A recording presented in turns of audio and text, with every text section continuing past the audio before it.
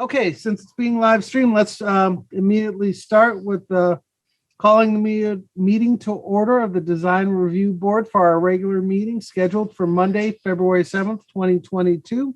Let's go right into roll call attendance. I'm here, obviously, Stephen Antonio, Elaine Lang. Elaine? Yes, here. All right. Polly Rice, Here. Anka Dragulski, Yeah. and Kate Beal. Here.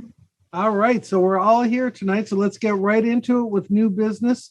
Application 21-27 of SL Simsbury LLC. The applicants TJ Donahue Jr. for Killian and Donahue LLC.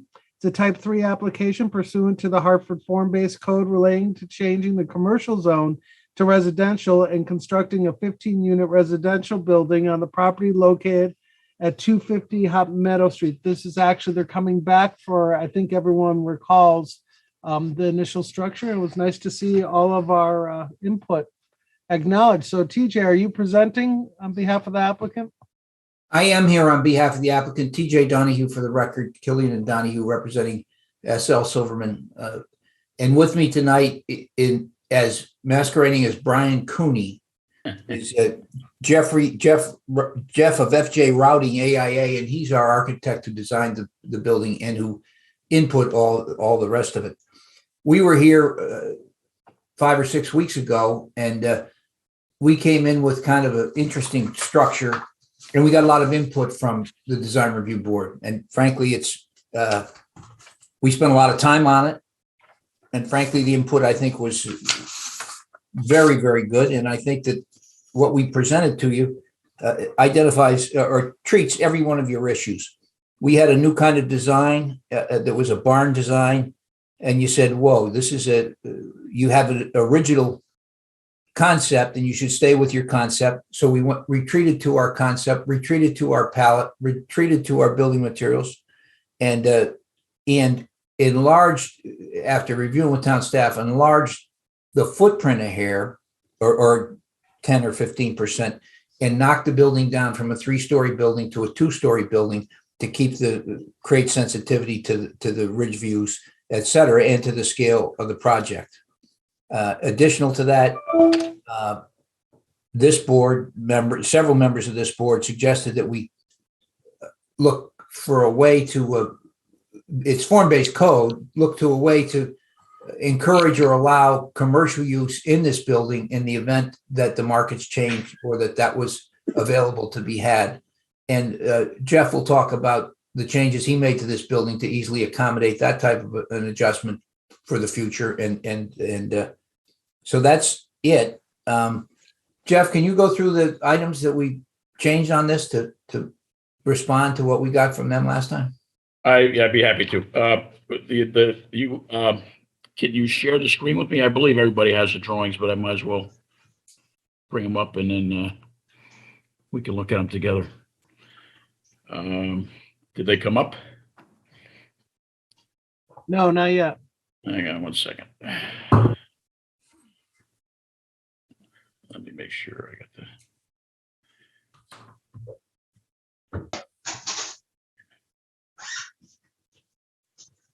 There they go. Yep. You got them now? Okay. Correct. So in response to your comments, our last meeting, we, as TJ said, we went back and looked at the base plan that we had and tried to bring it more into scale and character with the balance of the development. If you recall, there was a retail building proposed here that had similar lines to what we're proposing. We're looking at a 2-story building here. And I should say that the opposite side of this building is effectively a mirror image of this. And the roof lines are quite varied in order to try and break up the massing.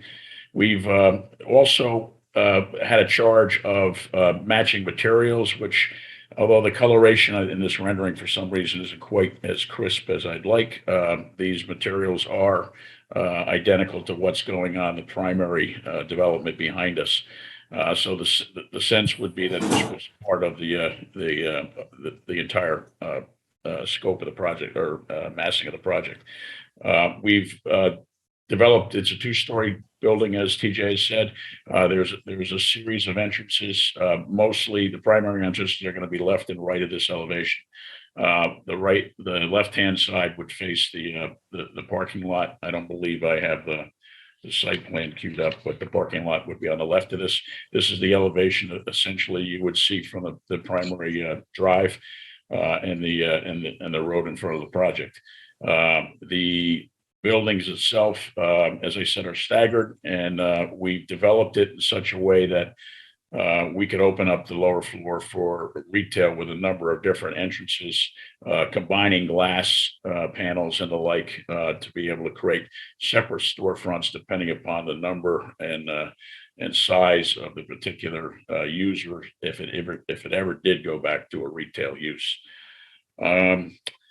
We took care to keep it, to scale. Like we said, we kept it the same general height as the original proposed commercial building, and the commercial building to our right is of similar massing. So we feel it blends in there nicely. We've also, got some generous space to do some landscaping around the building and soften up the foundation with some planting. That's basically my presentation. I'll open it up for questions, comments, criticisms, whatever you feel like throwing at me. I'm All right, just thank looking at the drawings. I'm sorry. No, go ahead. The last screen shows a rendering of how it would look, kind of like placed on the property. So it's on the left of that main entrance there. That's what that is there, right? Correct. It's more or less balancing the Okay. other retail component on the right. All right, thank you. I'm very impressed. I think it looks terrific. I don't really have anything further. Thank you. Anka and Kate, you both had a lot. Kate, you're top of my screen for some reason. So could you ask any questions that you feel we could get clarification on? So on the existing building, it looked like there's like a dark grayish blue. Is that not being used here? So they're a little bit different. And then is that tan? There's like two different shades of tan. Is one of them yellow or is it tan? It's just hard to tell. It's more of a tan, but as I said, I'm not too keen the way the reproductions came out here. With these were intended to match the colors almost verbatim on the main buildings. So Okay. they seem to be off a tint or two, and I'm blaming it on the reproduction. All right. I generally think it looks all right. I appreciate the effort in adding the consideration for future commercial use with the entrances, because obviously, from our last meeting, it was disappointing, but it's not really in our purview to permit Understood, right. the commercial element. And I should point out, this area on the lower right here could be combined. There's three individual windows could be combined into a single storefront. You could work some storefronts down around the corners as well, depending upon, again, how many tenancies they try to accommodate in here. Yeah, I like this a lot better than what we saw last time. Thank you. Anka, would you like to go next? Sure. Yes, great effort. Now, what happened under that big roof? Is just an empty space? Basically, it is all just a trussed empty space. We could have some volumes. We haven't designed the interiors of these units yet, but we could have some volume ceilings within the second floor of some of these units. The corner unit here on the right side of this elevation definitely will have some taller ceilings and some transom windows up top. But for the most part, the units themselves remain undesigned internally. I somehow have opened here on my other screen a different document. It's called staff report.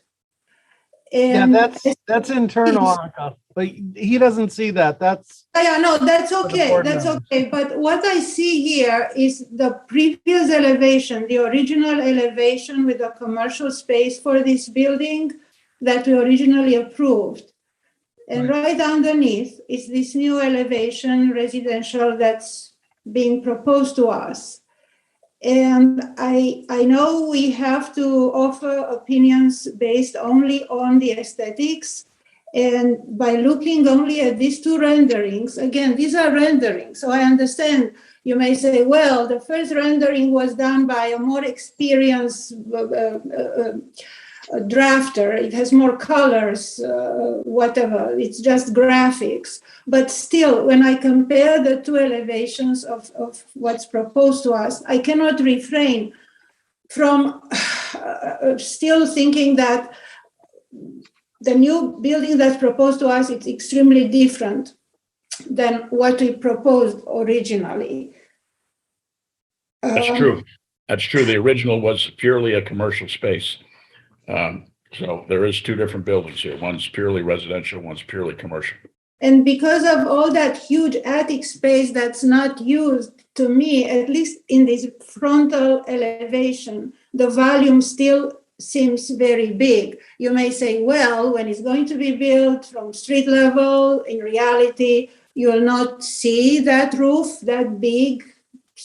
But again, it's just a waste of space. It's a wasted volume. It's a forest of wood trusses. That's all that is. So it's unfortunate that that space cannot be used differently or proportioned differently. Well, it's a factor of the depth of the building too. This building is not a shallow building, so we exactly, absolutely correct here. It's a huge volume. I mean, Yeah. Don't judge this building just looking at frontal elevations. Look at the whole volume. I think you had the rendering showing it. It's big. It's big from all the sides. It's just huge. It definitely is a larger building, but we took very good care to break up that eave line to play it down all along the. There's such a varied elevation here. There's probably 4 different gutter heights along each individual elevation that will break it up quite a bit. And as you said, unless you're standing, a mile away from here, you're not going to perceive that roof in any kind of real plane if you're on foot. My elevations will depict them because I got a sky cam going on most of them. But if you're looking from like street level, this is more of an elevation that you're going to see, and you can notice just from this elevation, you barely see much roof here. You see a lot of gutter lines, you see a lot of eave lines, you see a lot of windows, but you don't see a lot of the roof plane itself.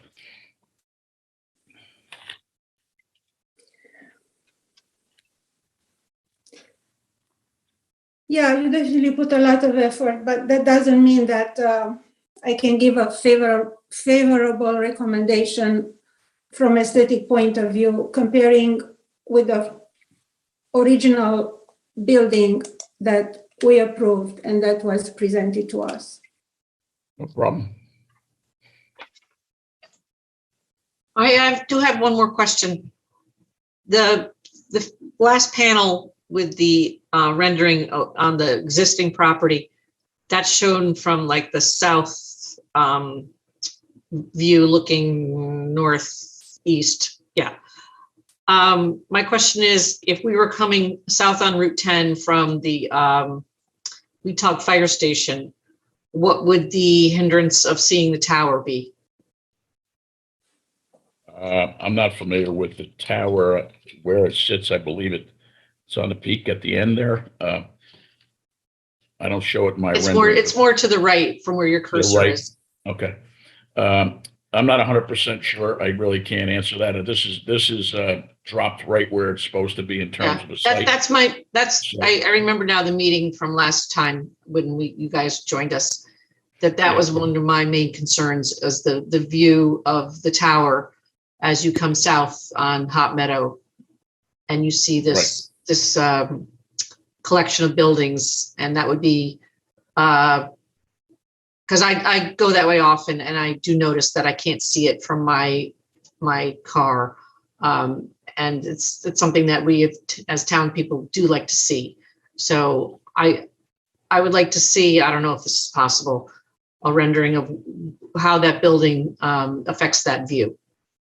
Well, I can tell you that these are basically mirrored masses on either side of the boulevard. So the height and the size are very close. Yeah. And That doesn't really help me, because it's not that aspect coming from the south. It's not. Yeah, you don't have a tower to see there. I don't see the tower in my picture.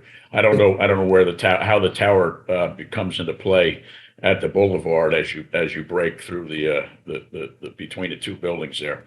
I'm not 100% certain, but certainly the buildings, if they're blocking the peak of the ridge right now, with the right-hand building, you can expect that the same will happen on the left-hand building. Yeah. So in other words, we won't be able to see the tower coming south as we come to this development. That's not a fair comment. I don't think so. Yeah, but I think you have the full. It's already hindered in my car, which is a MDX Acura, and when I come up down south, I have to wait till I get past the first few buildings or the first big building before I can see the tower. It's not like I'm looking for the tower every day, because I do look at the road, but it's just a comment. Well, we were very mindful of your comment last week and very responsive to it. That building is 10 feet shorter than the building that we showed you the last time we were here. So that's one of the major changes that we made. One other thing with respect to that view coming south, and we got to watch the road, I agree. But if you go through there, the elevation of the entry at Riverwalk is at 165 feet above sea level. The entry right here at the lights is 172 feet. So that means when you're starting your look proceeding south, looking to your left to see the tower, you can see it, you'll kind of see it.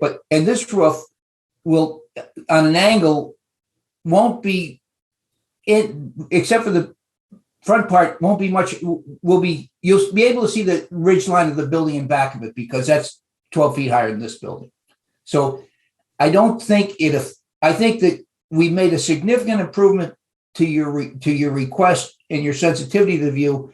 And I think if you drive it tomorrow and you see the rise in elevation up to the entryway, you really don't come into a good tower view until you're almost to that white car there in that demonstration.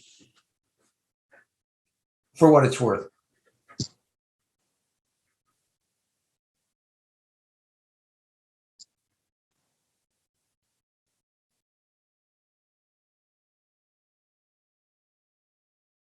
Are you anticipating a response from me? No, you made a comment. I just want to give you that information. Okay. And I hope you feel better tomorrow when you drive down. I don't know. I mean, it's hard to see it anyway, and a new building will make it even probably less so. So, but I appreciate you making strides to make it better. Thank you. Thank you. I think feedback that we've gotten from the general public since the initial buildings were built is that view of the tower is something that matters to people. It doesn't take a lot of looking to see a lot of people talking about that. I appreciate that you brought it down 10 feet. What is this proposal height-wise relative to the originally approved building? I think I said earlier that it's almost identical in terms of height. Okay. So it's you're not going to see any less, and I don't think you'll see any more. It is a lot of roof, and if it's just trusses, I would look for shallower ones. I don't see a lot of value added in a few units having high ceilings and then just a lot of prefab trusses taking up that, airspace that, we've heard from people in town on multiple avenues that view of the ridgeline and the tower is something that people in town find valuable. And we're just really trying to be mindful of doing our due diligence to make sure that we see as much of that ridgeline as possible from the road, because it is honestly not foot traffic, it's driving traffic. Understood.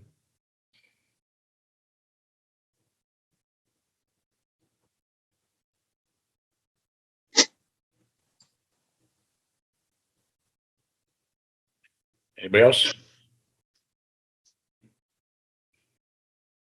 Okay, is there anyone from the general public that wanted to speak on behalf of this application or ask questions? Okay, hearing none, I do have a couple quick ones.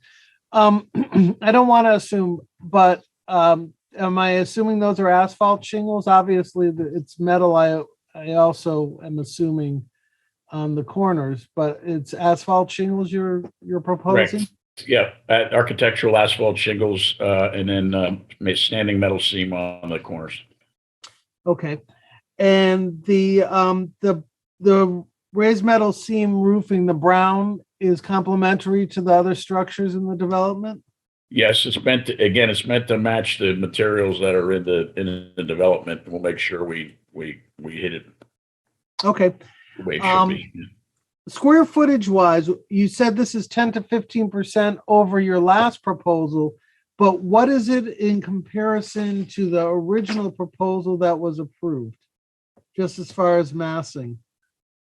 I don't have that answer for you. I just don't found have a it. site. I I'll don't be have the honest site plan in front of me.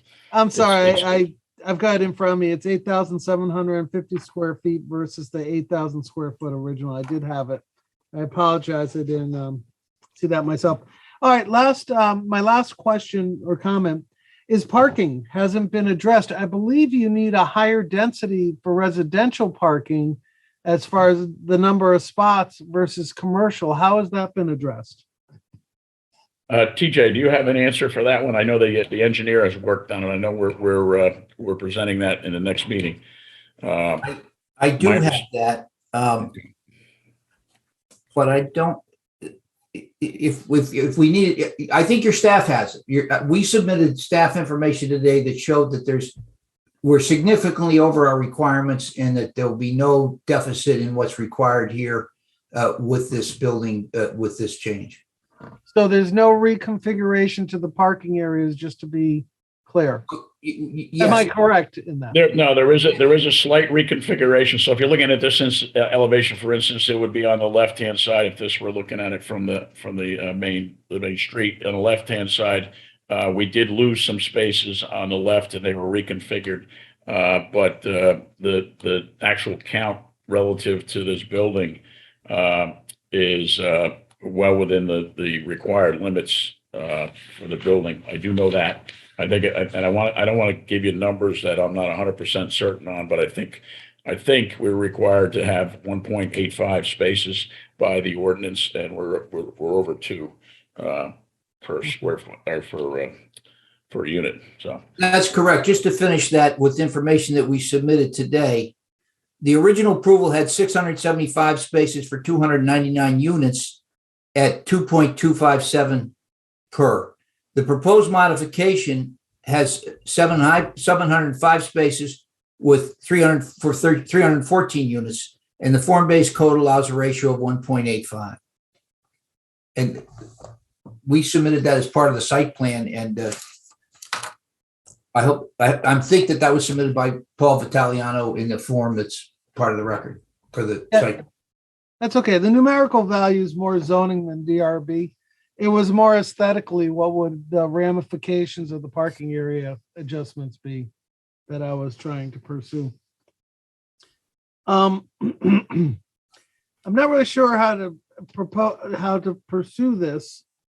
Do you guys want to take the massing and the roofing height questions and repropose, or do you want us to take a vote tonight? What is the applicant's desire to accomplish tonight, I guess, is the way I'm trying to say it. This is a site plan review. We're on for site plan approval at the zoning commission tonight. I've been before this board many times. I've never had a more responsive applicant and modifications. I we would like to proceed. With respect to the massing, you can't take this building out of the development that it's in. I mean, it's going to be the second smallest, the third smallest building in the entire place. I mean, it's a large scale development. Some people don't like that. The people who live in it like it, and we'd like you to proceed. And we're very respectful of this board, and obviously we've been very attentive to what you've told us. But we very much would love to have favorable consideration this evening. Sounds good. With that in mind, I'll close this application. Just a reminder to all of us, this means the commissioners will deliberate, but only responses from town staff are allowed, none from the applicant or the public from here on in. I'm so sorry. And then we will make a motion for a referral. So with that being said, with this application closed and us allowed to deliberate amongst ourselves preliminarily before taking a vote, is there anything anyone would like to discuss as far as the commissioners?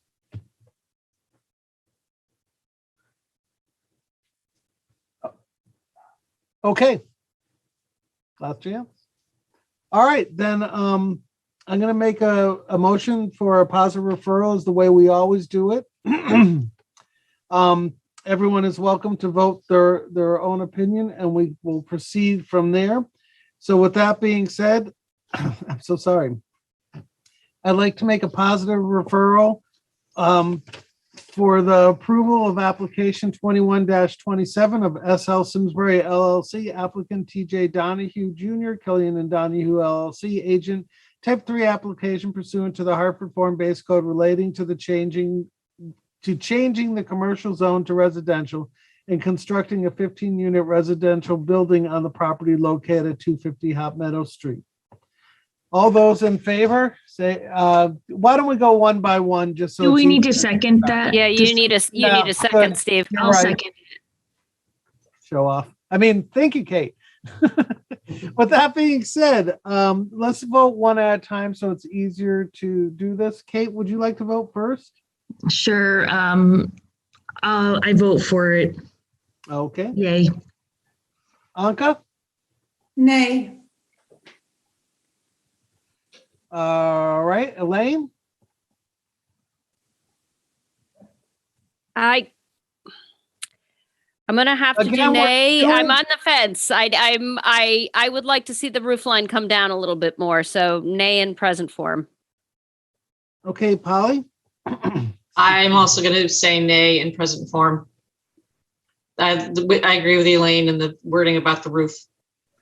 Okay, Roof I line. understand your concerns. I will go on the record that I was a positive vote, though. It is trying to square a peg in a hole, and they were very responsive to most of our things. If we are going to push back and see if they have more creative things, I do understand the expanse, and maybe they can lower that ridge line with scissor trusses and such, if they want to accomplish the higher ceiling height without having the higher massing as far as the elevation of the building. So I'm sorry to say we don't have a positive referral. Of course, you will still go before a zoning commission that ultimately has the say so as far as transferring this from commercial to residential. So thank you for the time.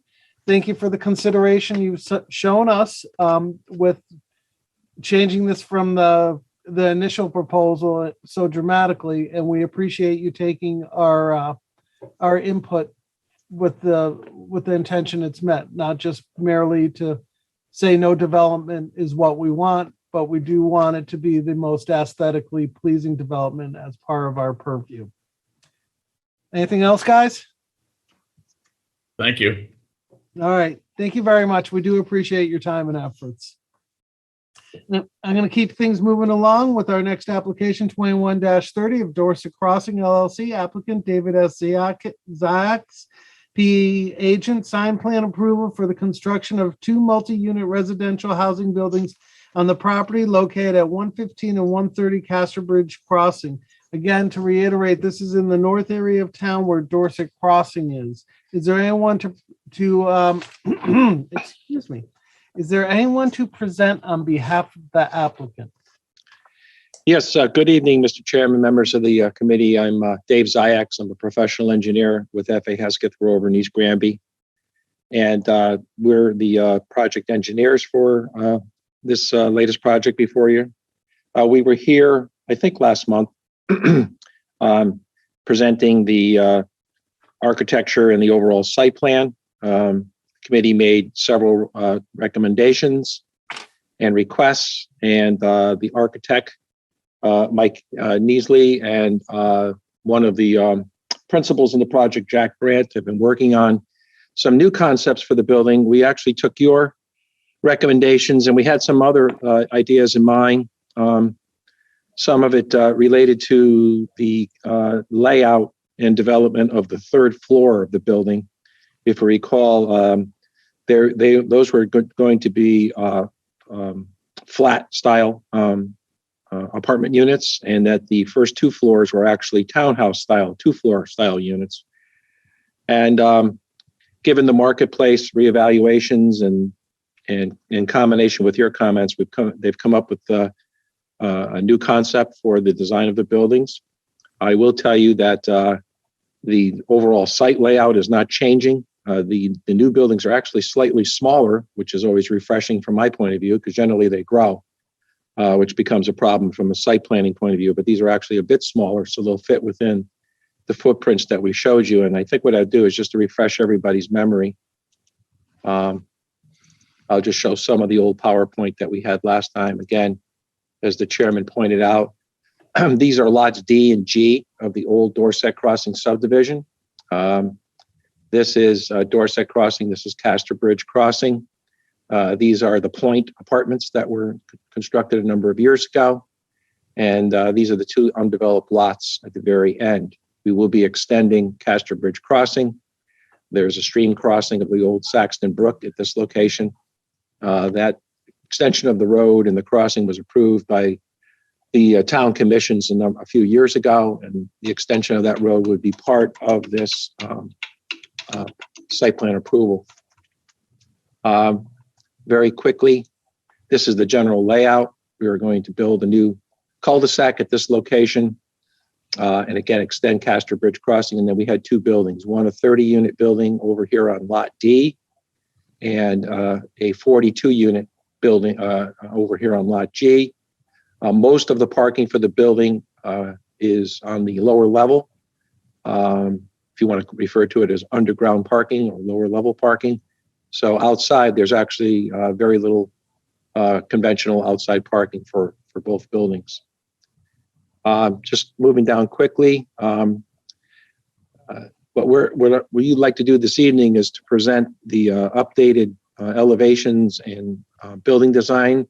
We are not on this evening's zoning commission meeting for final site plan approval. We want to work through the DRB and reach a consensus with you folks.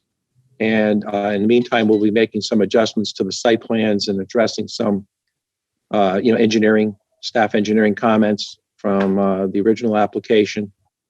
So we're going to take some time over the next few weeks and do that, and then get back in time for the March meeting for site plan approval. So we'd like to show you where we are this evening, receive your comments, and then possibly make some more adjustments to the architecture, and we'd have another opportunity to present it back to you again before we go for final site plan approval. So that's sort of where we are. Michael's waiting there in the virtual world. He can join in now. What I can do, Michael, if you want, I could put the general elevation drawing up first that you can talk about. That'd be fine. Thank you. What I'm going to do is I'm going to blow this up because zoom into it's tough to see here. I can blow it up some more. Top elevation is probably the best one to look at. Yeah. They're all virtually the same. Mm-hmm. Yeah, basically both buildings are going to be the same architecture. Yeah. Go ahead, Michael. So thank you for your allowing us to meet with you again. We, as you recall, and as David pointed out, the last time we met with you, the plan was a lot different. There were a combination of townhome units and flats above, And in our redesign and looking at the market and so forth and the site conditions, this building needs to be basic apartments with 3 floors of flats. Basic is our design. They're good sized units. They're 2-bedroom units with a den. And the main feature of these units is going to be the exterior deck. And we've decided to enhance that and make that the main feature and the thing that helps to break up the size of these buildings and allows us to modulate that roof line, as you can see. So basically, we're here to get your comments because it's such a dramatic departure from what we had before, and to hopefully come back here with the final plans, the final elevations, and the overall site renderings in the next month to hopefully get your approval at that time. But if you could bear with us and open up your comments to address what we have here, that we appreciate that.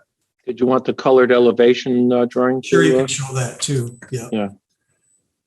Oh, yeah. Just let me center this up for you folks.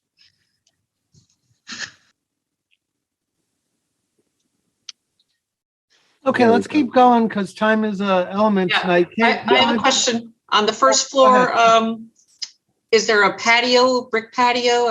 That shows there, like their Yes. floating space, but Yep. what would be on the first floor there? Yes, it's all of the first floor units have patios and yards. Okay. They're bigger than they were before, and they open out a lot more, and we don't have them enclosed at the outboard edge. It's just simply privacy on the sides now. So it'd be like a pressed concrete or something like that? Yes, just roughly the same size as the decks above. Okay. That was my only question, and I'm very impressed with all of the changes and updates. It's much more balanced and attractive than what you showed us last time. So I appreciate all your efforts. So thank you. Thank you. Hey, would you like to go next? Oh, go ahead. I'm sorry. Elaine, why don't you go next? Oh, okay. I would just say this looks great. I would just, as advice, say be very mindful on materials and landscaping, because this is a very kind of basic, standard, flexible design that can grow over time. But I really think materials and landscaping will make or break kind of the feel of the whole project. Is there a preference on the materials that you think works better or that's more desirable? I mean, right now this is all lap siding with. Well, we always, I don't want to speak for the whole board, but we always get really excited when we see our native redstone coming into play.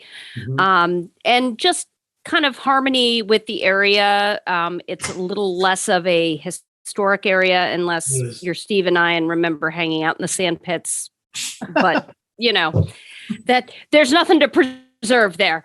Right, But, right. I think just very kind of harmonious, it could either look really like a really generic garden apartment, which you Mhm. see in some parts of the country, or it could just be lovely Mhm. with, thoughtful kind of quality neutral materials, which I'm less versed with, and some thoughtful landscaping that kind of softens the rough edges.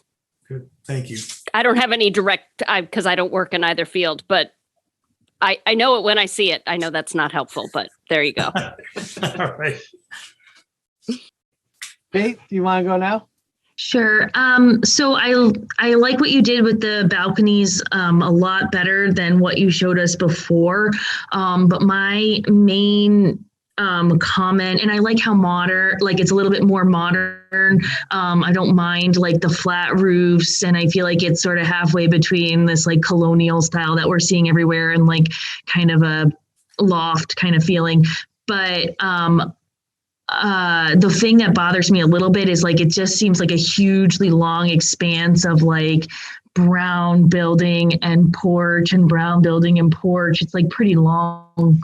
And I liked last time because you had that combination of like townhouses and flats that there was like a little bit of variety, almost like a series of buildings combined. I think if I'm remembering, I honestly didn't look at it right before this, but I think if I'm remembering correctly, there was a little more variety. So I don't know that there needs to be variety, but maybe look at the materials and figure out like a way to kind of break it out a little bit so you're not seeing like this huge long building with balconies on the front.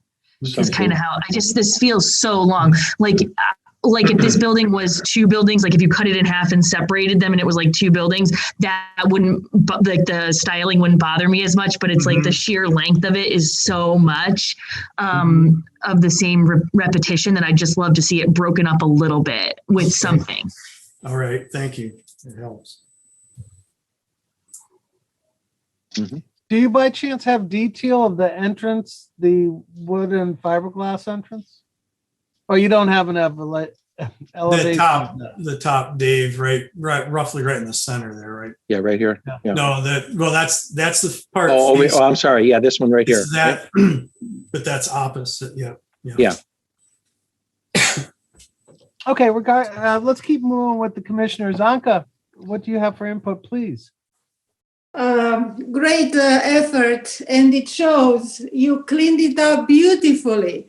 But I'm afraid, I think we scared you so badly last time that you really, really cleaned it. You purged everything, and now you fell, as Kate said, on the other extreme. Now it became a bit too monotonous, and it lacks variety. So definitely, I appreciate your effort. It looks so much better.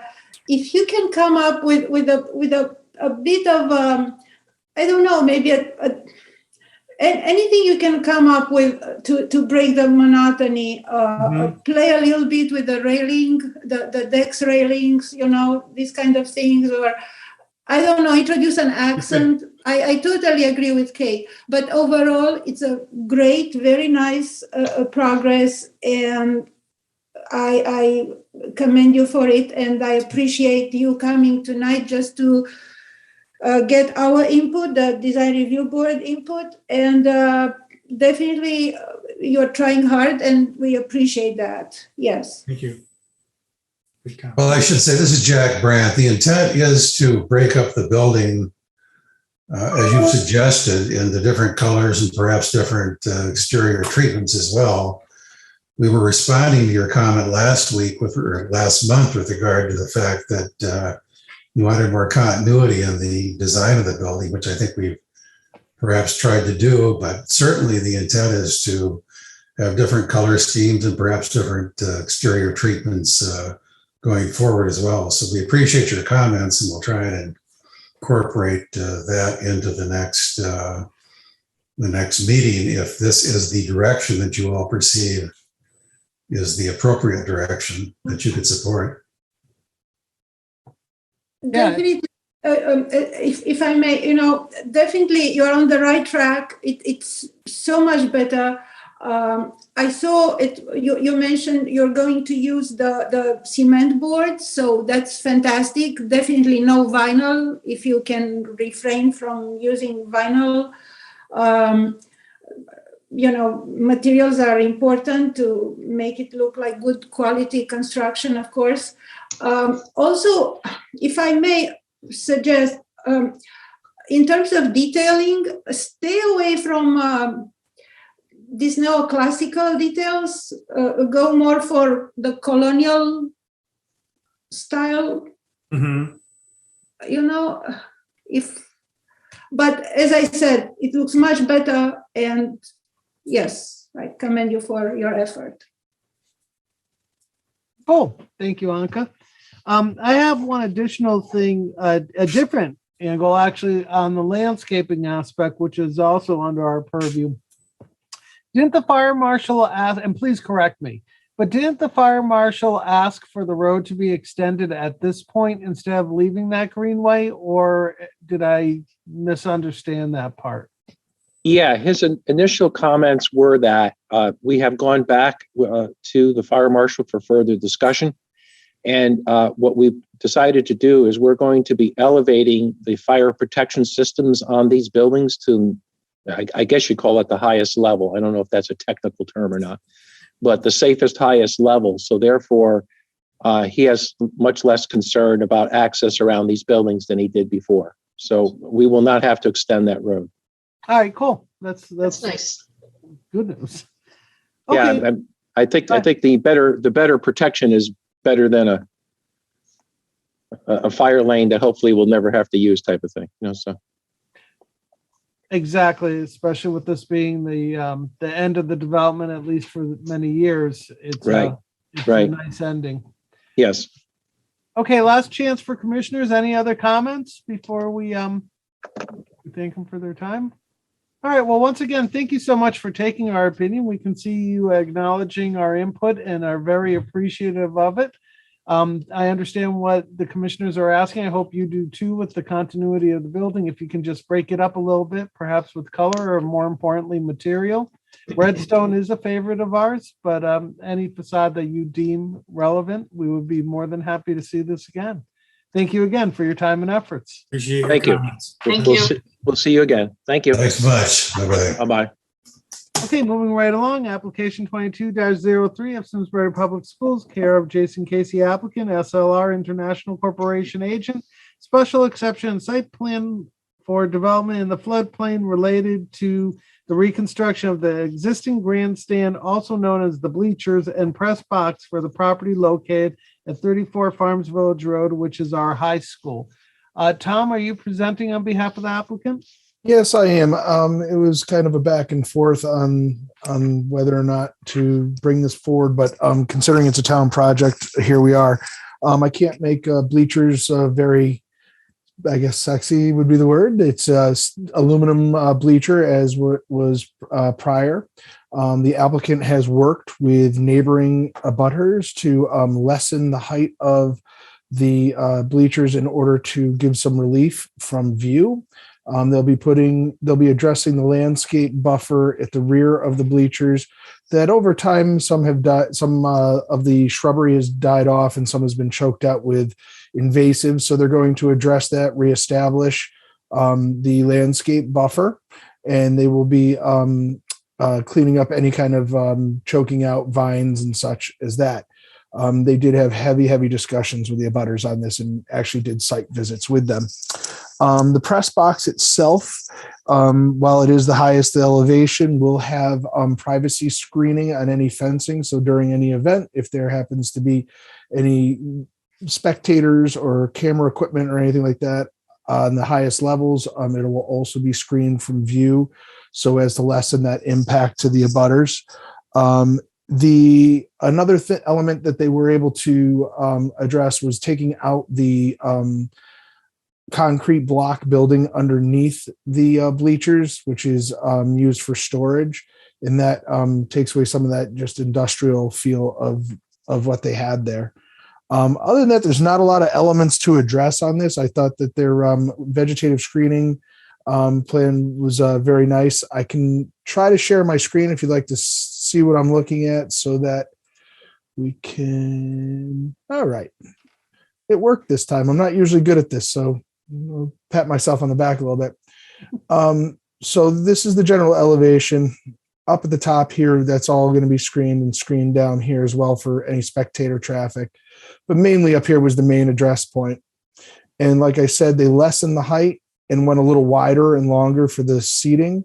And one of the main reasons for this is that the structure has become very unsafe, aged out, I would say. I wouldn't say unsafe, but aged out.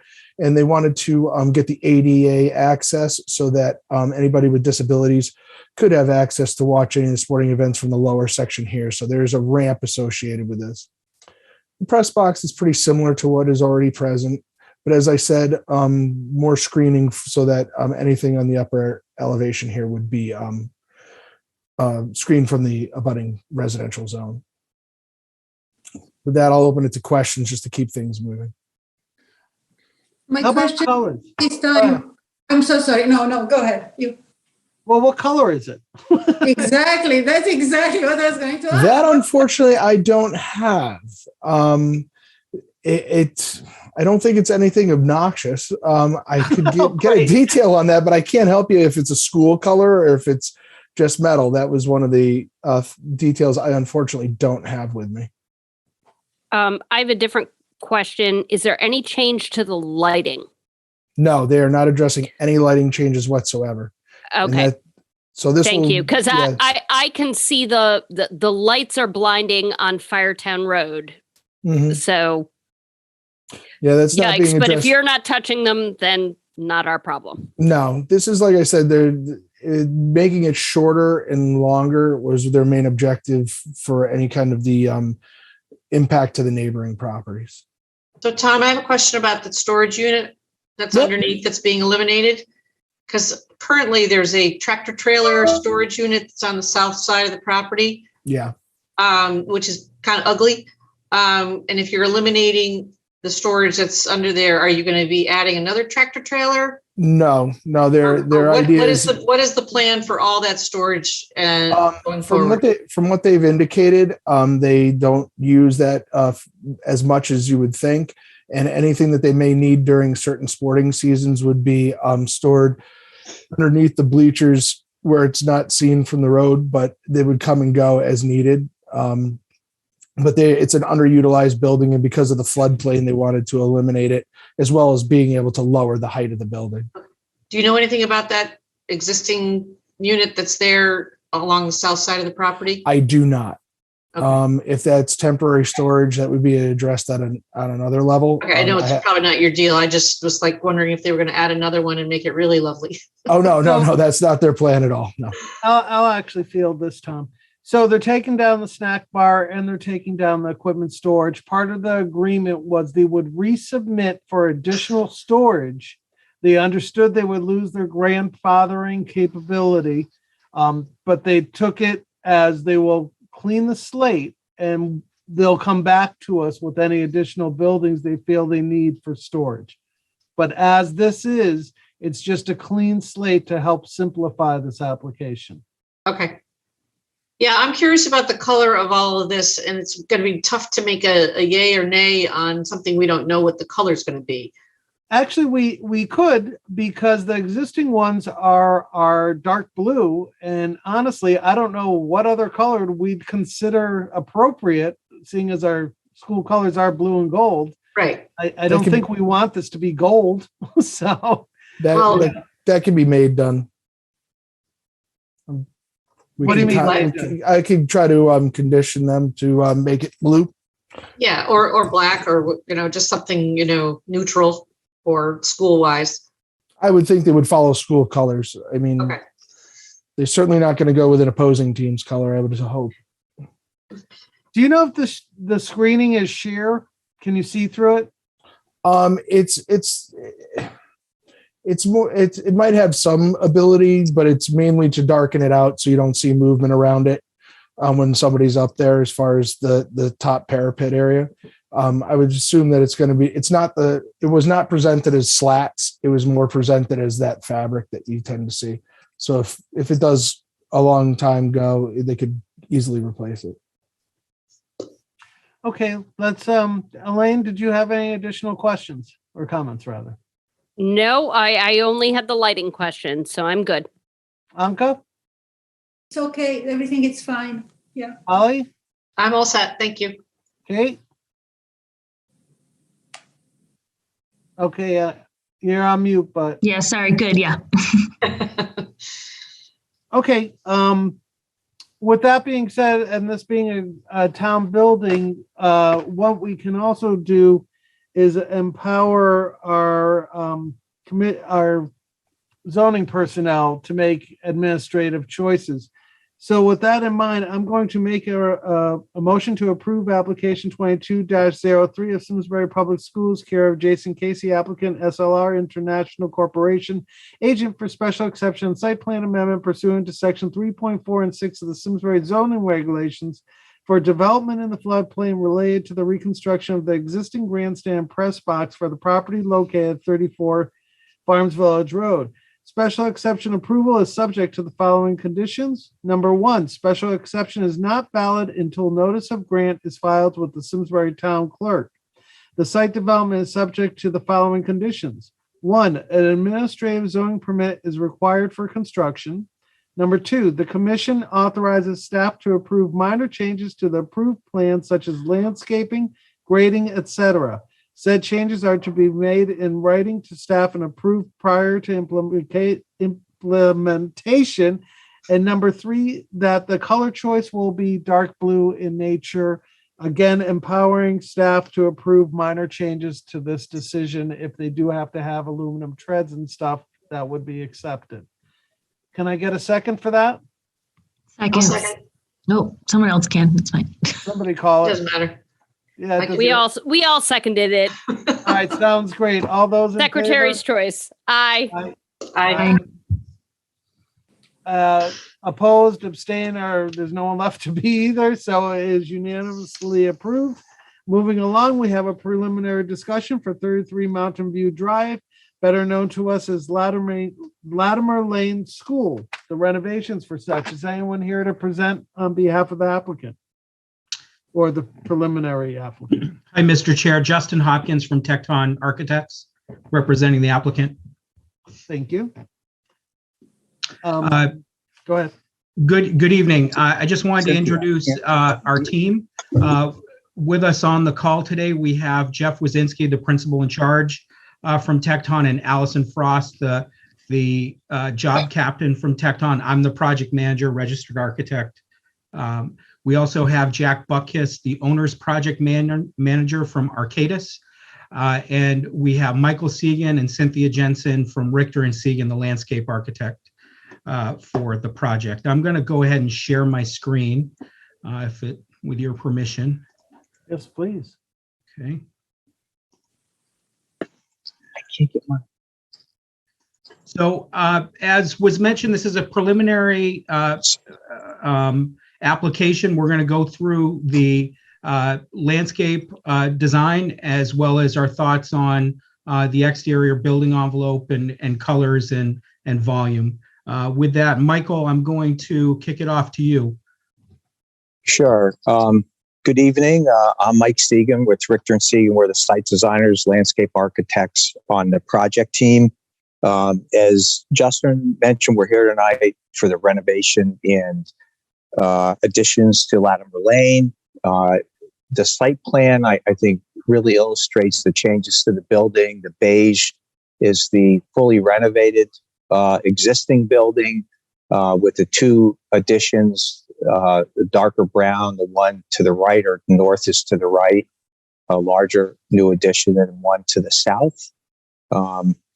The additions, when I get into this quickly, an overview of the site, create some enclosed courtyards, which give us some great opportunity for outdoor learning spaces. Like the building, the site is going to be fully renovated and re-landscaped. The overall circulation remains almost identical to what's out there now. In the front of the school, the bus drop and the small parking lot will remain roughly in its location that it is now. The main circulation to the main parking lot and parent drop-off is to the right side. It's an in and out on that right-hand side up to a renovated and completely renovated and upgraded new parking lot. The same amount of parking. The school is not really getting that much larger, and the amount of parking is more than adequate. Basketball courts that exist now will be repaired, upgraded, and will remain as overflow parking, which they for special events, which they actually act as now. All the outdoor spaces will be redone, upgrading all of these outdoor spaces, which I'll go through in a little more detail shortly. One of the big improvements, especially the perception from this board, I think, is the circulation and aesthetics at the main entry drive and Mountain View Road. The landscape medium between the two entries will be widened and street trees and plantings added for a much stronger separation between the two entries, which is kind of awkward right now, and a much more attractive entrance. If you go to the next slide, Justin, please. 1 second, Mike. There we go. This shows what I was just talking about. You can see it needs a lot of help here. This entrance for first-time users is confusing. So again, the medium will be significantly widened, re-landscaped. Street trees will be added, and plantings as well, getting a really strong separation from the primarily in and out on the right-hand side, and just entrance only on the left-hand side for the bus access, which only happens obviously in the morning and afternoon. And so this entire area will not only be renovated, as I mentioned, but all the pavement, curbing, and sidewalks will be redone. And in terms of the view and the architecture of the background, the architects will talk about that shortly. Next slide, Justin, please. There are a number, maybe backing up a little bit, outdoor learning opportunities have really been an increasing emphasis in all our schoolwork, especially elementary schools. And that new focus or increasing focus has really accelerated over the past few years with COVID. There are a number of outdoor learning opportunities that you'll see in the site design here. This is an enlargement of that area of the plan that shows most of those outdoor learning opportunities. First, in the courtyards that have been created by the building changes. The one on the left or the southern part shows an outdoor amphitheater. The one on the right, adjacent to the cafeteria and other interior rooms, outdoor classroom and outdoor dining right off the cafeteria as well. There are also some informal outdoor classrooms along the back of the school, and maybe a larger, more formal area just off the new addition to the south there that Justin is pointing to as well. There is another sort of activity outdoor presentation space that's right off the screen in the upper right-hand corner. Yes, it's adjacent to the outdoor stage. The indoor stage area. So there might be able to be an inside-out connection there. Next slide, please. Here are some of the precedent images that illustrate the flavor of what we're trying to do with the outdoor classrooms. That amphitheater is shown in the upper left-hand corner. And there's also numerous examples of outdoor seating here, most of which we are using on the site in the proposed changes to the outdoors.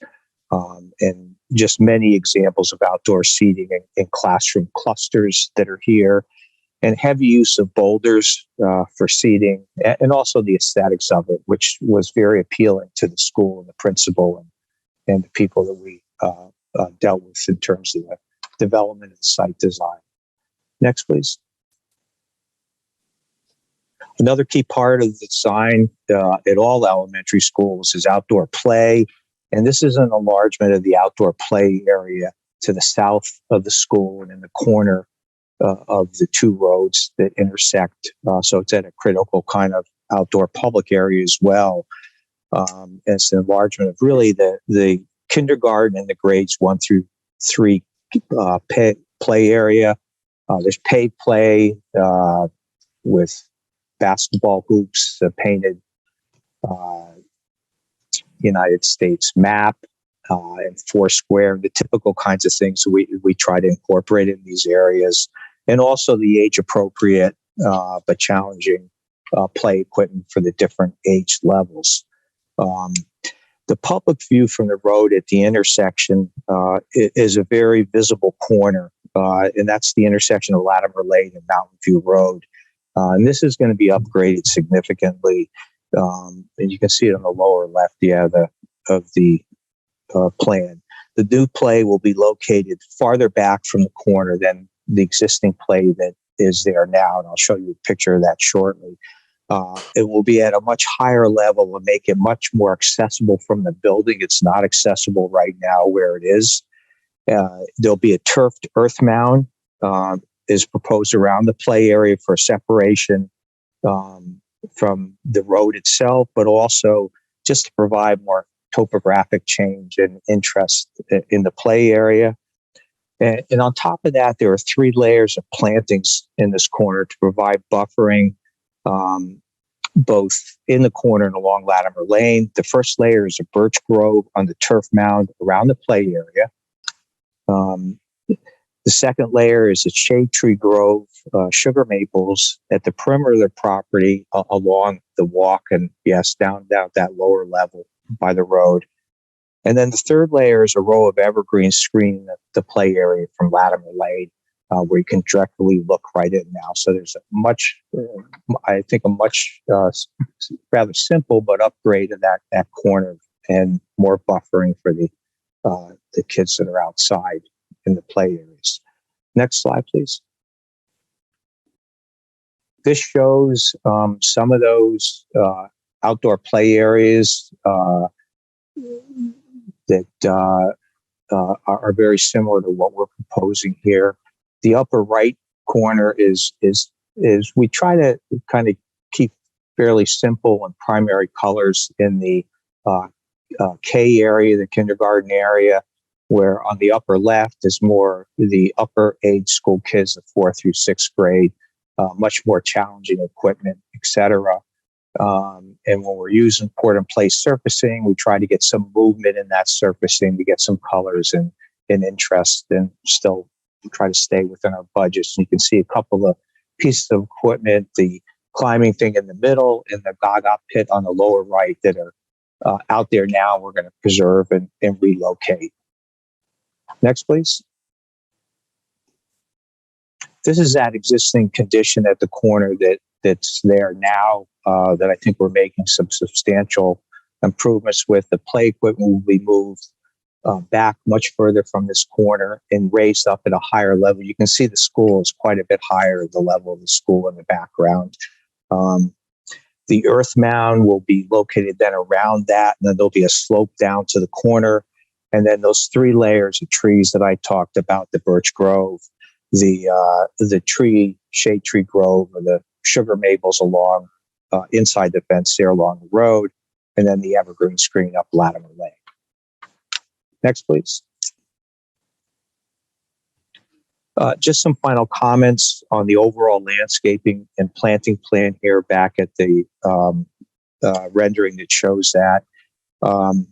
There's extensive landscaping, I think, that are being proposed here. We not only preserve existing trees at some critical spots, for instance, in that triangle in the front of the school, there's some mature trees that are being saved, as well as we're not really going into the woods edge where there's a brook and along the entire north side of the property. We're adding an extensive amount of plantings, as you can see here, for canopy and shade, the trees, the parking lots, and other paved surfaces. A lot of trees and shrubs for seasonal interest and flowering. And then also for educational purposes, we're proposing a butterfly pollinator garden to the back of the school, as you can see there. And that's right adjacent to one of the outdoor classrooms as well. Next slide, please. This is the list of plantings on the project. It's a fairly extensive list and a good variety, I think, of both deciduous and evergreen trees and shrubs, as well as perennials and ground covers that we try to get some richness in the plantings. And also a separate plant list along the bottom for the butterfly pollinator garden schedule. I think all but one plant down here is native, and about 2/3 of the plants in the upper list are native.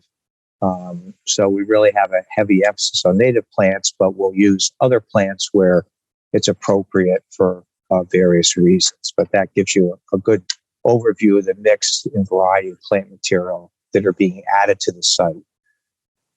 Next, please. So I tried to move quickly here. So that's an overview of the site design, landscape design, and our approach to the project. Before I turn it over to the architects who will discuss the building architecture, I can answer questions, or I don't know if you want to do that at the end of the presentation, whatever your preference is. I know we're short on time, but I do have a quick question. So the playground material, that's like some sort of material that water runs through. It's like a rubber or something, but it's not impervious, right? It is pervious, and we have two options right now, and we do this in all the schools we're working on because of budget reasons. It'll either be poured in place material, which one of those slides showed, and that is pervious. It is pervious, yeah.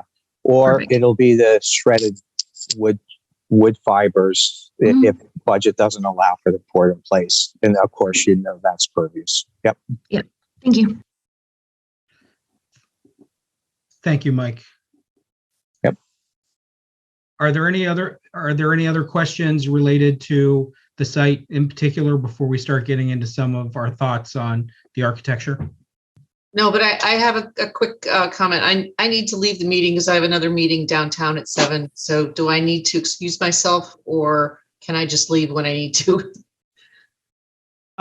We still have a quorum, so thank you for making sure, but we will still have a quorum. So thanks, Polly. Okay. When you need to, just duck out. Okay, and I do love what I'm seeing so far. So thank you to all those doing that. Thank you. Thank you. The one thing that I will add to Mike's description is that there's currently not an accessible pathway to the recreation fields that are to the west of the school building. If anybody that's been there knows that the rec field is slightly higher than the school itself. So as part of this renovation, we are providing an accessible path to the field. So there's some natural grading that we're kind of going along to get us an accessible, and this is, I believe, correct me if I'm wrong, Mike, but this is a granular path. No, that would be paved only because of the slope. While it's the maximum you can do to not have guardrails, it's at 5%. That's too steep to do gravel, so it is a paved path. Okay. So real quickly, just to show you what we're doing in terms of the additions to the building. The outline in the polyline in a thick light blue shows the extent of the existing Latimer Lane. We are providing a modest addition to the south of the site in order to provide some additional academic classrooms and special education rooms, and also frame this outdoor courtyard space. And to the north of the building, in the more private end of the site, we're providing a new gymnasium, new cafeteria, new kitchen, new pickup and drop-off area, and in a similar fashion, framing this addition so that it encloses an outdoor courtyard to the north of the site. So everything that's within this space is a significant renovation. It's part of a reimbursable grant application to the state of Connecticut. So this is considered a renovate as new interior building. So renovating most of the classrooms, complete systems, upgrades, and an involved renovation to some of our core academic spaces like Media Center and art. So with respect to the stuff that we're looking at now, is from the street, say from Mountain View Road, the existing building is the primary field. Our new cafeteria and our new gymnasium are to the left of the building. One of the things that we are understanding is that we're going to need to provide some screening for our rooftop mechanical units. The exterior brick assembly will remain intact. The exterior masonry veneer is a pretty good condition.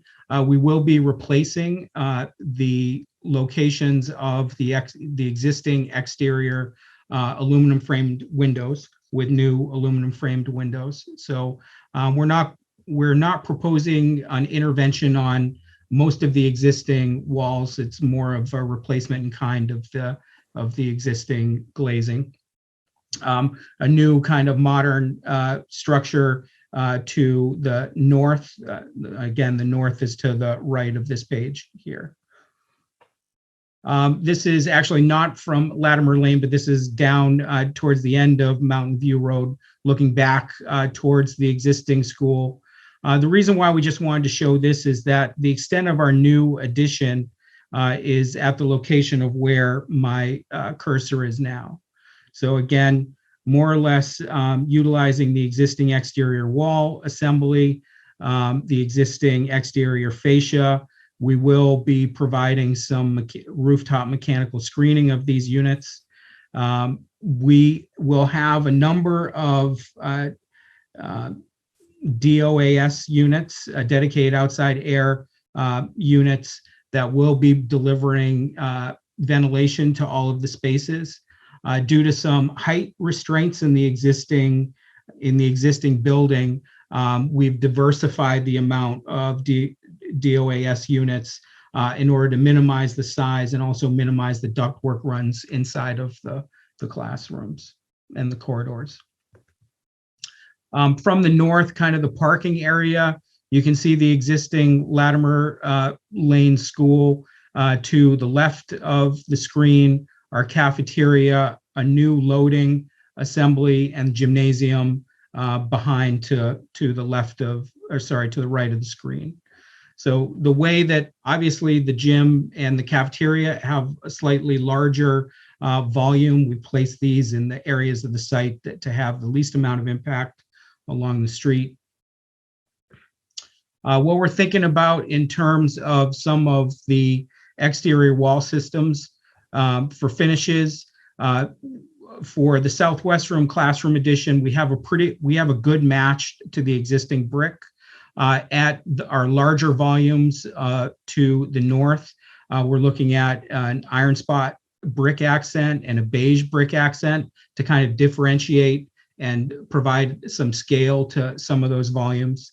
The gymnasium would be a mixture of our formed metal wall panel as well as a polycarbonate panel. We've done this pretty successfully in some other recent school buildings. This is an example of a school that was completed in fall of 2020, the Oxford Middle School, where we had, this is a gymnasium volume.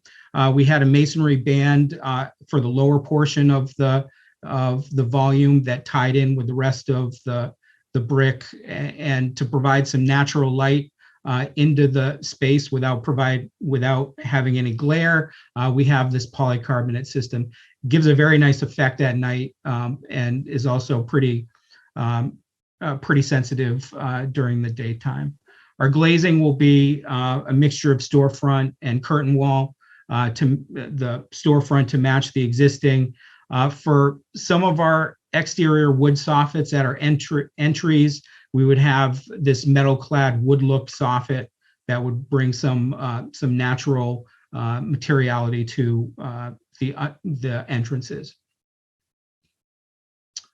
I think that is the extent of our presentation now. As I mentioned, we will be back in front of you in about a month, and we've been meeting with the Public Building Committee, been meeting with representatives of the Simsbury Public Schools and the principal of Latimer Lane to kind of develop our architectural plans and the motifs along here. So with that, if there are any questions or comments or feedback, we'd be welcome to hear it.